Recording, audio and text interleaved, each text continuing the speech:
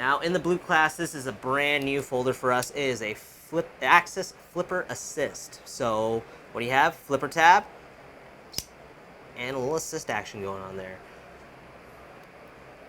Basically got this spear point bevel kind of on the blade.